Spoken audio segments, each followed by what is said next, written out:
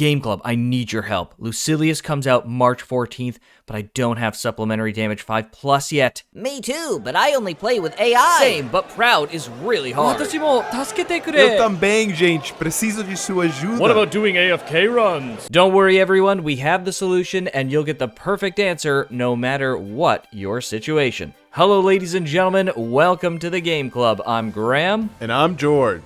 Not too long ago, we put out a guide to help you farm Curios in the most efficient way possible. And while a lot of that video still stands, recent developments, thanks to Nenkai, have revealed some very interesting information about the Curio drop rates. This whole thing has been very insightful, but it's also a bit complex, which has caused some confusion online. So we want to break down Curios to help clear up any confusions you may have. As well, give a fantastic solution to help you make sure you're farming at peak efficiency for sup damage 5+, among other valuable Curio drops, no matter your setup or team strength, be it AFK or otherwise. Let's start from the top. There are 5 Curio loot groups that are a reflection of items found at specific difficulties. These determine the pool of items your Curios can pull from. You start in Group 1 when at the hard difficulty. Unlocking each new difficulty changes your Curio loot group to the next one permanently. There's been some confusion online about this particular point, but we've reached out to Nenkai himself,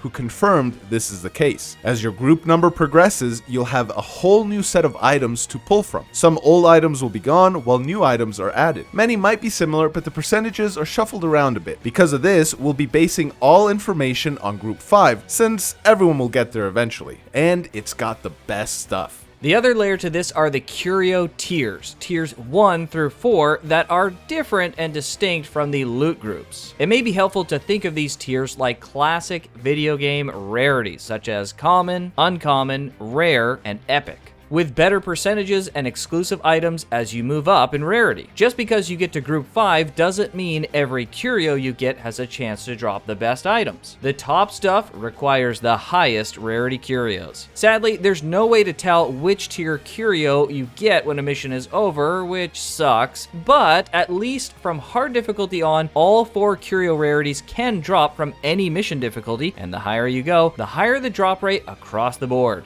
As you might expect, there are different drop rates for each Curio rarity, and this varies per difficulty. Tier 1 common Curios are, well, the most common, and Tier 4 epic Curios are the rarest. We've put up on screen the Curio rarity drop rates per difficulty along with the overall Curio drop rate. So now that we've outlined how Curios work, what does this mean to you, the player? How can we use this to our advantage? Because let's be real, the main reason anyone's farming Curios is for the ever-elusive supplementary damage 5+ sigil or war elemental if you haven't been lucky enough to get one yet, which weirdly enough isn't found in Tier 4 Group 5 Curios. So the question everyone wants to know is, given my particular situation, what should I farm to make sure I'm grinding for Curios most efficiently? Well, do we have a solution for you? We've created a tool that can determine for you specifically which mission difficulty is the best, using this simple calculator. You input the time it takes in seconds to complete the quickest mission you can do in a given difficulty. Your timer should start when the quest opening cutscene begins and finish when the loot screen closes. You don't want to go off the timer on the results screen because things like SBA and cutscenes will freeze the timer, so it's actually not an accurate look of how fast you're completing a mission. Alright, let's look at an example using Sup 5+, which only comes from Tier 4 Curios when in Loot Group 5. A Tier 4 Curio has a 3% drop rate from Proud missions. That Curio then has a 0.3% chance to give a Sup 5+, making it a 0.009% chance in total. Yeah, really.